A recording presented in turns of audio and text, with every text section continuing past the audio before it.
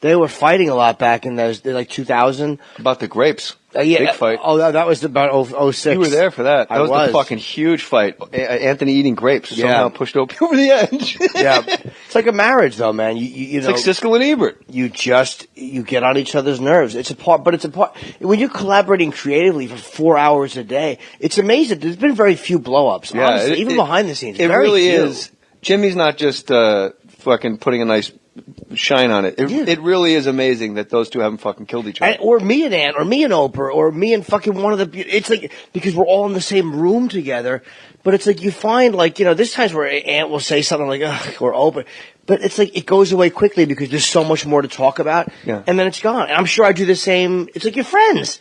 It's like me and Keith Robinson can't be together for more than 10 minutes without arguing, and I love Keith. One time I went to go in studio, and you and Opie were fucking about to fight each other. Like, do you remember that? And then I got completely naked. Yes. And I just stood in front of the glass like Billy Hayes in Midnight Express. Do. That was... it was something about a friend of yours coming... I mean, not to rehash the whole thing. I don't mind. But, like, that was the... I know you don't give a shit. I'm just... Yeah. There's more interesting shit to talk about is all I meant. But was it after we fought? Your friend...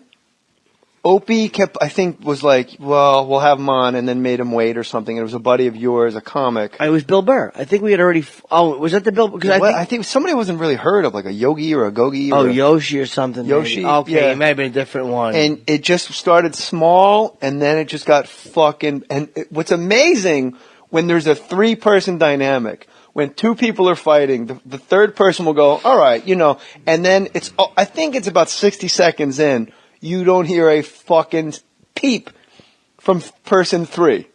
Like, if you and Ant have an argument, you won't hear shit from Ope. And if you and Ope are arguing, Anthony won't say shit. And if Opie and actually Chip will fucking probably chime in. Yeah, Chip would step in and just wreck everything. Chip's been a godsend to that show. Oh, I love him. And he annoys a lot of people. But God, he always disappoints.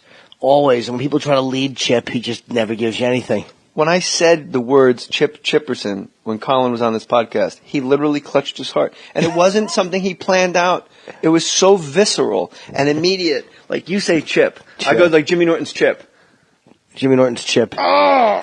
Like, he literally just bent over. Like, it was immediate. Like, oh my God. Like, I had stabbed him with words in his heart. He clutched his heart, not his stomach, or like, he clutched his fucking pulmonary area. And he's responsible for a lot of that because he loves Chip and he encourages Chip and he's very funny with Chip. So the other comics... Chip keeps it G. He doesn't give a care.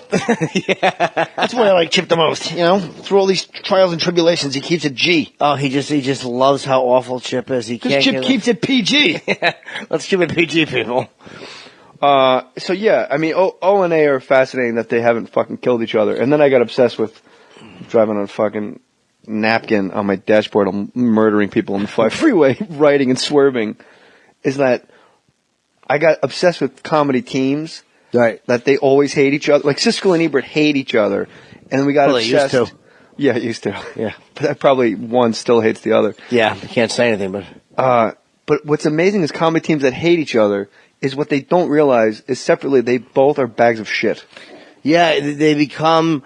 Because Opie and Anthony could both make livings... O and A separate are not bags. No, I know what you're saying, but I'm saying like those guys are guys that could make... Are guys... No, I know you don't mean that. I'm saying they're guys that could make livings doing radio without each other. But when you put them together, there's just something that works. But Abbott and Costello, yeah, I'm sure they could have made livings without each other, but it wouldn't have been the same. Like, you know, Bud Abbott or Luca, they're sure they could. Who's on first?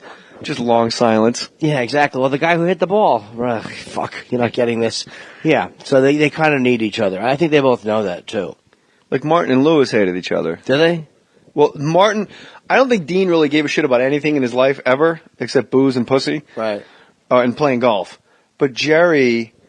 There was always like, what are we going to do with Jerry? And then they would have meetings with Hal Wallace and MGM, and like Dean would sing and get the girl, and they'd do My Cousin Irma, and they called Jerry the monkey, and they would have meetings with the studio, and they go, well, what are we going to do with the monkey? And they had to like figure out a way to make it plausible that Jerry Lewis would even be hanging out with Dean Martin. Right. Because Dean's like, oh, this great crooner. And it's like, hey, man, this is my retarded cousin. I just pulled him out of a wheat field in a biplane accident. Like, they had to come up with the most fucking fantastical scenarios that Jerry and Dean would even be together. That would explain them being together. Yeah, those guys just work well together, man. Lewis and Clark hated each other. Yeah, I know. They really Clark was like, fucking this guy, if he mentions Portland one more time, I'm going to stab him in the eye. Yeah, he hated that Lewis just did too many rape jokes. He had enough. Nonstop. The whole fucking trail. And in front of Sacagawea, which really, if there was ever a sentence that should have been said as Cohen, in front of Sacagawea. Why did you bring a bag of Jawea? Chip. Yeah, he's just What's amazing when two teams hate, like Simon and Garfunkel, right? You know, like Garfunkel, everyone around, like Garfunkel's like family and like his home, like if me and you were friends with Garfunkel, like really if we knew him, we would tell like Angie and Corey, we'd be like, nah, you don't know what he brought to the table, man. Like, we'd like make a case for him, but you know, everybody else goes, yeah, I don't know what he brought to the table, but I did listen to Graceland and he wasn't on it. Like, I know that Paul Simon is kind of Paul Simon, and you're just this fucking crazy-haired loon. I don't know. Am I making any sense? Yeah. Like, at any comedy team, or in like a Simon and Garfunkel, or Hall & Oates, like, you know, people, John Oates and his crew are like, man, you don't know, fucking Oates is the backbone of that shit, man. Well, I mean, look, but they could also both succeed.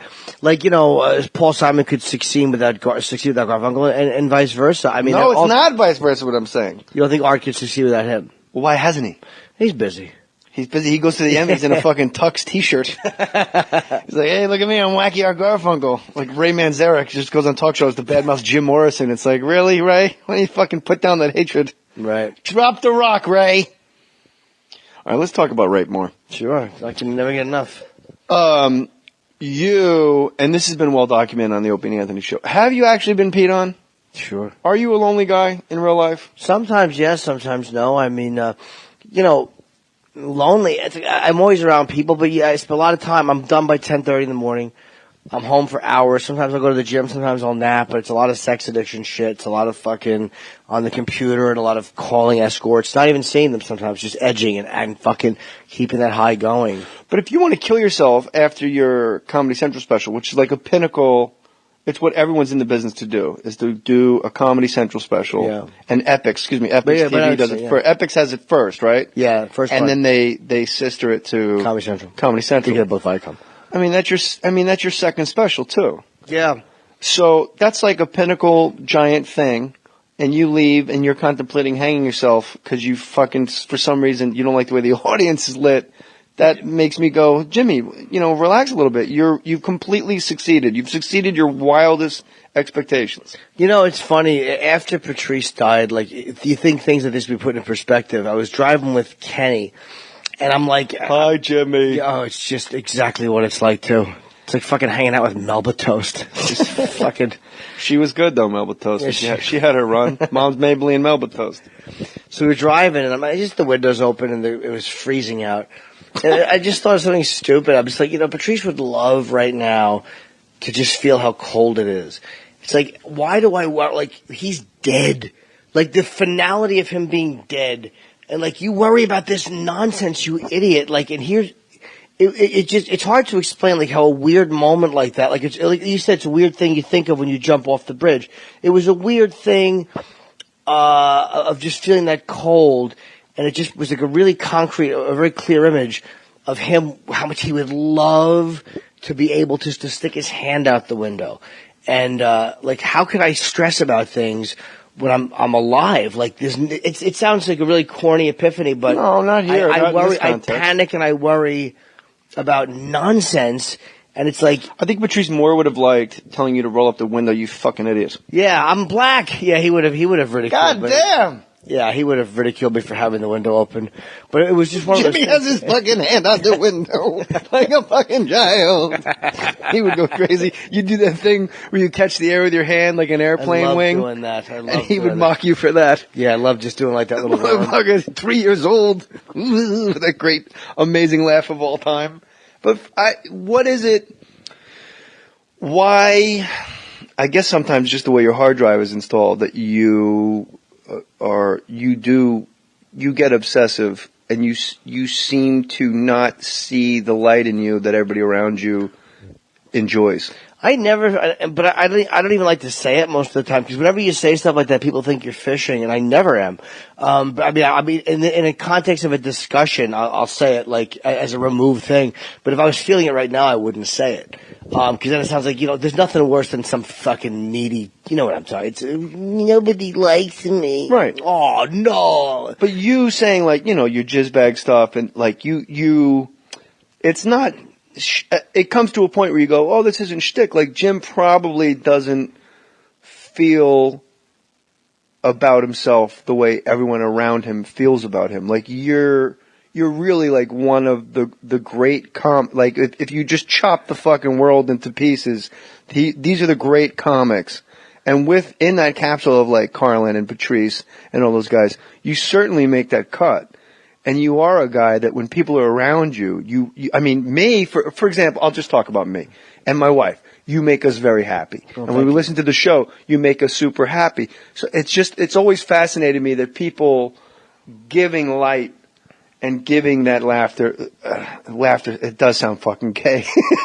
That somebody that gives that much light and 4 hours a day, like there's people that listen to O&A, that listen to you all the time and you're their favorite part of the show. Like, it's almost like, it's this podcast's mission almost. It's become, by mistake, to just go, no bro, you're the fucking best. Like you have to just take a moment and realize how fucking great you are.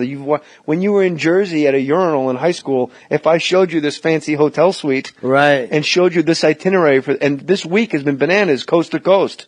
Yeah. And Tonight Show and all that. My ex-girlfriend, who's still a good friend of mine, after I shot with Ozzy, she goes, your life is great. She's like, don't ever fucking complain. And she was right. I've met my idols. I got to do a sketch with Carlin. I have a signed photo of me and Carlin. I'm dressed like an altar boy. He's dressed like a priest. Tough crowd, right? Tough crowd. I met Pryor once. It's like I've met all of my heroes. I've interacted with most of them. It's like I've had it great, but it's not about that. Like I know that intellectually. I really do. We just told 250,000 people Derek Jeter's a dick. Yeah, that was very satisfying because he really did deserve it. Fuck him. Fuck him is right. But you know how it is, man. It's comics. But is that not? People. Is that complaining? Is that what drives you to keep going? Do you keep seeing rungs on the ladder that you feel like you haven't achieved yet? Is that the drive, or were you always? Sure, because Opie said to me one time, it's funny, I had done Letterman, and it was an okay set, but I repeated a joke. I only done Letterman twice. I was so fucking mad at myself. And he's like, because Opie doesn't do stand-up, he goes, dude, you were just on Letterman. That's great. I'm like, dude, but that's not enough. But I knew what he was saying, but for me, all I saw was the flaw. You know how, that's what makes comics. We just see what's wrong, and without any, I literally feel like I watch my act, and I go back over it, and I'm like, oh, you're fucking delivery. Oh, I can't. I was trying to pick out clips for Leno. I can't do it for this special. I can't find one clip in here. I'll pick them out. What do you want, a clip? I'll pick it out. I can't find one I like, and I know it's decent. A clip of you walking off the stage like you're Dude, all done. That would be the great. You know, it's funny. They tweeted an Ozzy clip in the beginning when he intros me, and I walk out, and that's all that's on the clip is me walking, him introing me from the bathroom, and then me walking for 10 seconds. I'm like, why the fuck did Epix do that? They just made a really weird clip. I like it. Of me waving on the stage. I like that clip. Like, oh, you saw it? No, I have not seen it. I'm not going to lie to you, but what you're telling me is like when I would go, I like that. It's better than like the fucking joke. Ozzy taking I don't want to ruin it. No, it's okay.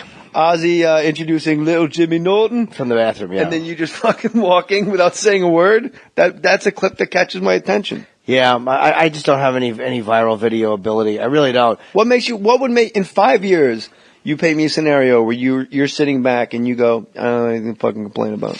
I've done another book or another special, but I would like to have a show on. How many books? So 3 books. 2. 2 books. Happy endings. And and meaty-breasted zilch. Yeah, Tales of Meaty-breasted zilch, and I Hate Your Guts. So 2 books, both New York Times bestsellers. Yeah.